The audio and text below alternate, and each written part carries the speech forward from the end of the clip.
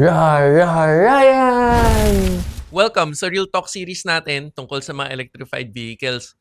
1 out of 4 episodes to. Sa episode na to, pag-uusapan natin ang HEV o Hybrid Electric Vehicle. Yung full hybrid, ang technology na ang concept ay self-charging technology kapag pinilosopo mo. At siguro, pinaka hindi naiintindihan o pinaka hindi na-appreciate na technology ng tao dito sa Pilipinas. Kaya syempre, meron tayong short explanation, ano ba ito, paano gumagana ang technology, benefits, what to expect dito, at ang pinaka-importante, ano ang take natin tungkol dito. Kumbaga, real talk ni Real Ryan. 'Di ba? Ang contents natin ay para makapagbigay ng proper information sa viewers. Minsan, to promote critical thinking. Kaya don't forget to like the video and subscribe if you support my advocacy. By the way, may Real Ryan merch na rin tayo tulad nito. Andito lang yung link sa video. Bago tayo mag-umpisa, please search Real Ryan EV para sa lahat ng iba pang EV-related episodes. Ano bang mild hybrid? Pag sinabi kasi na hybrid, may combination ng gas at ng electric. Para lang mas clear, may tatlong klase na hybrid. Mild hybrid, plug-in hybrid, at full hybrid. Yung difference ng full hybrid, pagdating sa mild hybrid, may electric drive mode sa HEV. Pagdating naman sa plug-in hybrid, walang plug ang HEV. Ito yung parang pinaka-basic na factors para ma-differentiate mo ang mga hybrids. Kanina, di ba, nasabi ko na ito ang pinaka hindi na-appreciate o pinaka hindi naintindihan ng mga tao, di ba? Naalala ko, meron tayong episode tungkol dito. Bad marketing killed the hybrid. Panoorin mo na lang yan after ng episode na to. Ang pinaka naging problema kasi ng full hybrid, ang common na tawag dito, hybrid. Kaya para sa mga car buyers na umaasa ng info sa nagbebenta tapos napunta pa sa hindi makapag-explain, yari na. Meron rin mga mild hybrid na nakiki-hybrid sa HEV. At meron rin mga tao na ang expectation sila dapat may plug. Kaya medyo malabo kapag sinabing hybrid. Kaso, hybrid lang naman talaga ang tawag sa mga full hybrids. Ultimo nga ang acronym HEV, Hybrid Electric Vehicle. Tapos, may dalawang klase na HEV, series at parallel hybrid. Pag sinabing parallel, ito yung may connection pa ang makina sa pagpapatakbo ng kotse. Kapag sinabing series naman, ito yung hybrid na ginagamit lang ang makina as generator ng kuryente. Kaya usually, ang trade-off, mas malaking battery sa series hybrid, walang transmission. Sa parallel naman, may transmission, mas maliit na battery. Pero ang mga hybrids, ang habol talaga, fuel efficiency. Ito, fun fact, hashtag, alam mo ba, mas nauna na imbento ang technology na full hybrid. Ito rin ang mas nauna tinanggap ng market. 1997 na umpisahan na mabenta yung first mass-produced na HEV na kotse. Kaya pwede natin masabi na luma na. Tapos, ang sumunod sa market ay mild hybrid. At etong mas recently lang tinanggap yung plug-in hybrid. At sa panahon ngayon, may mga performance full hybrid na rin pala. Hindi na lang for fuel economy ang sole purpose ng design. Pagdating naman sa mga what to expect, actually isasabay ko na rin yung benefits nito. Again, nung nasabi natin na ang main priority is fuel efficiency, more or less, save on half sa fuel expenses. Kalahati na lang ang gastos mo sa HEV. Sa maintenance, as if regular na gas engine, may change oil pa rin. Pero mas tipid na sa brakes, wala ng belts, at kung ano-ano pa. Kumbaga, parang streamlined na yung parts for electrification. Isipin mo, wala ngang alternator at starter. Tapos pag performance naman, mas more of power yung hinahabol than efficiency.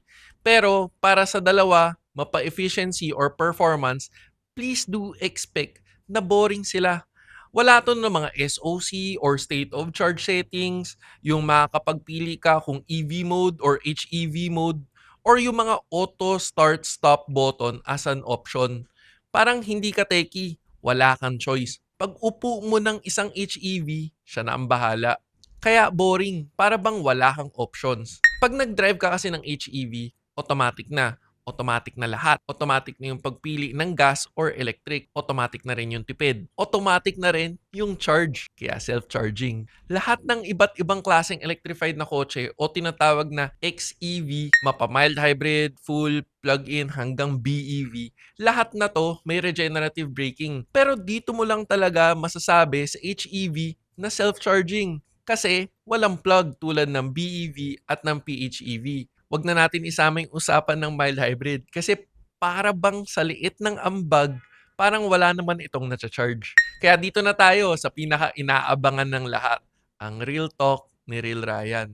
O, ifa-fast track ko na kayo dito.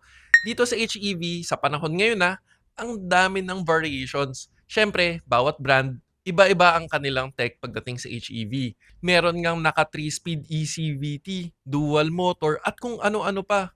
Isipin mo, bawat brand, may kanya-kanya silang specialty pagdating sa HEV. Na para sa akin pagdating dito sa Pilipinas, ito yung tech na no-brainer na dapat mas mabilis piliin ng tao sa Pilipinas. Pero, hindi. Ang problema kasi, hindi kasi nakakaengganyo bumili ng HEV. Hindi nakakasilaw. Kaya hindi to ganun mabenta sa mga tao sa Pilipinas. Tulad ng nasabi nga natin, boring 'di ba? Automatic na lahat.